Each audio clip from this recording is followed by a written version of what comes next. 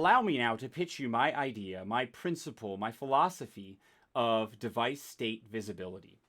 Crafting devices that look the way they sound. So take a look at these two parameter states and answer these questions to yourself. Of these two, which setting will be crazier? Yes, I mean semantically. Crazier. Which setting will be more precise? Which setting will be noisier?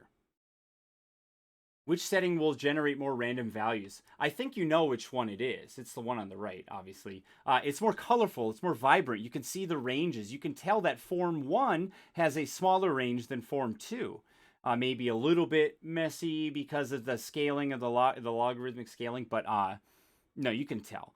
All these things are available at a glance, which is what is necessary for performance. You can tell how high you are up on the neck on a guitar. You can tell you're reaching way over to the side on the piano. You can tell if you're jamming on the drums because you're just sweating your butt off. But like all these things are inherently intuitive. And we just take them for granted. But that is something that happens in the real world that we need to bring to the digital world. So let's look at the criteria for device state visibility. Sonic change should be reflected visually through the user interface. As you change a parameter, so too does the visual representation of that parameter. And yeah, I mean, just the slider knob does it, or like slider rotary fill or whatever, but let's go above and beyond that.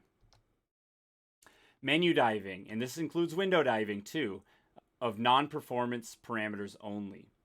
So every wavetable synth I've ever used, you don't look at all the envelopes at once. Actually, well, it's a FM synth, but FM8, I think, does have a pretty nice envelope system to look at them all. Absent to them, listing only native instruments, of course, but let's do better with that. I don't want to have to dig through to play an instrument. It should just be apparent. Limit the parameters to only what a user could reasonably use at one time, because this is the instrument. It's not a DAW. You know, it does its thing. It doesn't do a bunch of things. It does its thing. And we have plenty of plugins out there. They don't need to be a one-stop shop. And we want predictable results. Like I showed previously, you should be able to look at an instrument and say, oh, this thing's hot right now. It's ready to go. It's going to make a bunch of random values. Or, oh, this one's ready to be sharp and crisp and a little quiet too.